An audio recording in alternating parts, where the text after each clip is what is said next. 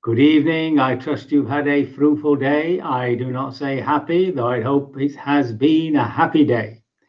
Namo tassa bhagavato arahato samma sambuddhassa. Namo tassa bhagavato arahato samma sambuddhassa.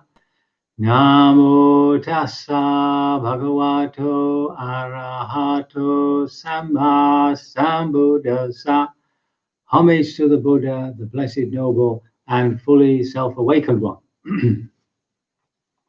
So just as a reminder, if the broadcasting stops, if the YouTube stops, just give me a few minutes and I should be able to get it back up again. So we are going through the story of Upali. So we had this Nigantha, a Jain monk, approach the Buddha and ask him what was more important, the mind, actions by the mind, or actions by speech or the body. And according to the Jain understanding, the body is the worst thing and the mind is the least. But according to the Buddha, the mind is the forerunner. So I'd just like to quote the first chapter, the first verse of the Dhammapada, which I think most of you know is a collection of sayings. The mind is the forerunner of all mental phenomena. Mind is the chief, they are all mind-made. And then, of course, he says, if you act with an impure mind, or one speaks or acts with an impure mind, then pain follows or suffering follows, as even as the wheel, the hoof of the ox. And of course, there's the opposite of that if you have good thoughts. But everything begins in the mind. That's the Buddha's point. So he goes back. He talks to the Nigantha, Nataput talks to the leader of the Jains. I'll call him Mahavira from now on because that's what they call him, Mahavira, the great man. And he tells him what transpired. And there's a layman there, Upali, who thinks that he will now go and convert the Buddha to this. And so he says, of course, things like he's really showing off. He says, I shall drag the recluse to and fro, drag him around and round about. And then he will, I'll shake him up and thump him about. So he's in for a big debate. So he goes to see the Buddha, but before he goes, Tapasi, who was the Jain monk who'd seen the Buddha previously, says, Venerable Sir, so he's talking to Mahavira, I do not think the householder Upali should try to refute the recluse Gautama's doctrine, for the recluse Gautama is a magician and knows a converting magic by which he converts disciples of other sectarians. Now the Mahavira won't take that. He says, no way, you'll never convert Upali. Upali is a devoted disciple of mine, in so many words. And of course, the usual thing, you ask him three times, the Mahavira says to Upali, no, go and try and convert this, the Buddha, you see. So off he goes and he meets the Buddha at Pavarika's mango grove. This is up near Nalanda, remember, which became a huge university. And the Buddha, he asked the Buddha, had he met with Tapasi? And the Buddha then tells him what conversation they had. And so now we go back to this original statement. What does the trivial mental rod count for the comparison with the gross bodily rod? So this was the stick that you beat yourself with when you do something harmful. On the contrary, he says the bodily rod is the most reprehensible for the performance of evil action. So the Buddha wouldn't deny that physical actions are probably worse. Well, I think he would say they're worse in their effect, but it all starts with the mind, remember. So now the Buddha says, well, let's debate this, on the basis of truth. So he says, here, some Nigantha, so one of your people, might be afflicted, suffering, and gravely ill with an illness, needing treatment by cold water, by which his vows prohibit, because cold water could have living beings in it. So remember, the Jains are probably the greatest example of no harm. And they might refuse cold water, though mentally longing for it, and use only permissible hot water, thus keeping his vows bodily and verbally. So the vow there is physical and verbal. But because he does not get cold water, he might die. Now, householder, where would the Nigantha Nataputta describe his rebirth? Oh, and Upali says, well, he would be born among the gods called the mind-bound gods. Now, why is that? Because he died, he was still bound by the mind. Okay, so in other words, it was his mental acts that drove him to this particular rebirth. So the Buddha says, oh, pay attention how you reply. What you said before does not agree with what you said afterwards, nor does what you said afterwards agree with what you said before. That's the first example. So in the next one, he says, the Nigantha has four checks, four curves, clamped by four curves. So these are 285, here we go. So these are, the Nigantha is restrained with regard to all water. He's endowed with the avoidance of all evil. He is cleansed by the avoidance of all evil, and he is suffused with the avoidance of all evil. So that is the leader, the guru, you see. So, and yet when going forward and returning about the destruction of many living beings, what result does the Nigantha describe? He says, well, the Mahavira does not describe what is not willed as greatly reprehensible. So now that's interesting. The Buddha says anything that is not willed, in other words, that's by accident or by ignorance, not knowing. For instance, at Gaia House once, I was walking in the dark outside, and there was this awful crunch under my foot as this poor snail succumbed my weight and got squashed. And I didn't feel very well about it, but according to the Buddha, I'm not guilty of doing harm as such because there was no intention. But in the Jain, even when you don't have intention, you've still done harm. So therefore, there's consequences. But he says that it's not greatly reprehensible. But if one wills it, that is greatly reprehensible, says the Venerable, his reply. But under which of the three rods does the Mahavira describe willing? Under the mental rod, Venerable Sir. So what he said is that the actions that you do are first of all willed, okay? And so now he says, well, even though the action might be terrible, it all began with the will. So now Buddha says, pay attention how you reply. What you said before does not agree with what you said afterwards. That's your second one. Now, the third one is a bit of magic. Suppose a man came brandishing a sword and said, in one moment, I will make all the living beings in this town of Nalanda one mass of flesh, one heap of flesh. So, will this be possible? So what do you think, householder? Would he be able to do it? So he says, no, the householder, Upali says, even if 100, even if 1,000 of these people with a sword, they wouldn't be able to kill everybody in that town. Now, the Buddha says, supposing a Brahmin or a recluse possessed supernormal power and attained a mastery of mind, would be able to reduce 10, 20, 30, 40, even 50 Nalandas to ashes with one mental act of hate. So what does a trivial act, a trivial Nalanda count for, you see?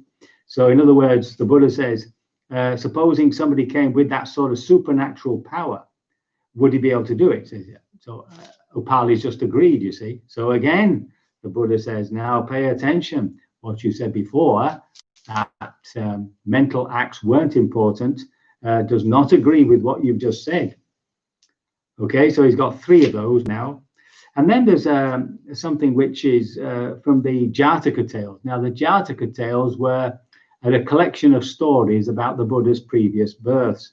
And a lot of them, some of them are actually taken from Aesop's fables, the Greek author.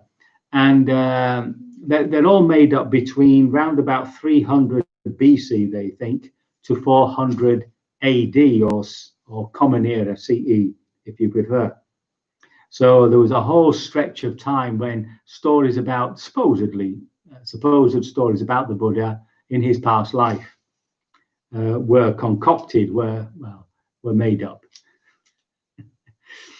So now he says in those stories, the Danka, Kalinga, Major, and Matanga forests became forests. How did they do that? How did they become forests? So Upali replies, I heard that they become forests by means of a mental act of hatred on the part of the rishis, the seers, the holy men. Oh, pay attention, Upali. What you said before does not agree with what you said. What you say now does not agree with what you said before. So again, the Buddha is proving to Upali that the mind is first. Now, Venerable Upali seems to have been converted by the very first example. And he immediately says that I go to the Buddha for refuge. I go to the Blessed One for refuge, to the Dharma, the Sangha of Bhikkhu. So he's been converted, you see. Now the Buddha replies, investigate thoroughly, householder. It is good for such well-known people like you to investigate thoroughly. Now this really pleases Upali. He's quite taken by it because he says, if I had been converted to another sect, they would have carried me around. They would have carried a banner all over Nalanda, telling people that Upali had been converted. But on the contrary, the Blessed One says, be sure of what you're taking on here. Investigate properly. And then the Buddha says to him, your family has long supported the Niganthas. You should consider that alms should be given to them when they come. So this, of course, is quite astonishing because lay people only give to those gurus whom they are disciples of.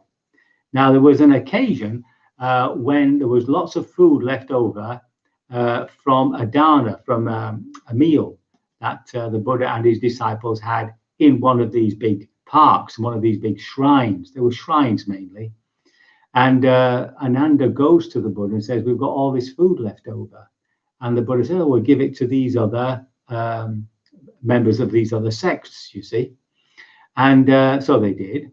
And then the stories came back through Ananda to the Buddha, who said the lay people were very upset. They want to give food to you. They don't want to give any food to these other rascals. And so the Buddha established a rule. Whatever food I receive as a dana, I can't give to members of other sects. Not even a biscuit. So now, Upali is very pleased with that, and then the Buddha gives him a teaching, and right there, when he knew that the householder Upali's mind was ready, receptive, free from hindrances, elated and confident, he expounded to him the teachings special to the Buddhas, suffering, the origin of suffering, the cessation of suffering, and the path, the Four Noble Truths. And just as a clean cloth with all marks removed would take dye evenly, so too, while the householder Upali sat there, the spotless, immaculate vision of the Dharma arose in him. All that is subject to arising is subject to cessation. And so he became a Sotapanna, a stream entrant right there. So then he left. He's got things to do. Now is the time, householder, to do what you think fit. So off he goes back home. And when he goes back home, the word gets out that he has in fact been converted. So when Tipasi, that's the original Jain monk, tells the Mahavira, of course, he can't believe it. So he goes to find out. And then when he finds out, he comes back and he tells the Mahavira, Venerable Sir, it is only too true that the household Upali has gone over to the discipleship of the recluse Gautama. Venerable Sir, I did not get your consent when I told you. Venerable Sir, I do not think the householder Upali should try to refute the recluse Gautama's doctrine, for the recluse Gautama is a magician and knows a converting magic by which he converts disciples of other sectarians. So, as it happens, the Nigantha now, the Mahavira now goes to visit Upali. And he goes with a large retinue, a large number of his followers. And Upali has told the doorman that if anybody comes who is not a disciple of the Buddha, that they should wait until he comes out and greets them, you see. So there were these Upali. So his guru, his former guru, the Jain leader, has been asked to wait, ready, and when Upali hears he's there, he says, "Go and make the seats ready in the central, the hall of the central door." Now, when Upali comes in, he sat down on the highest, the best, the chief, and most excellent seat there. And then he told the good doorkeeper, "Go to the Mahavira and tell him, please enter." And when he enters, of course, previously, this big high seat would have been given to the Mahavira, but it's not. And he said, "Householder," Nigantha says to the Mahavira, says, "Householder, are you mad? Are you an imbecile? You went saying, 'Venerable Sir, I shall refute the recluse Gautama's doctrine,' and you've come back all caught up in his vast net. Just as a man who went to castrate someone and came back castrated on both sides." Just as a man went to put out somebody's eyes and came back with both his own eyes pulled out. So you too, householder, I shall refute the Gautama's doctrine. You've come back all caught up in a vast net of doctrine. Auspicious is that converting magic, Venerable Sir. Good is that converting magic. And then Upali says, "I wish all my people were converted." So then he, there's a lot of stuff here which we can miss out, the usual stuff about dying.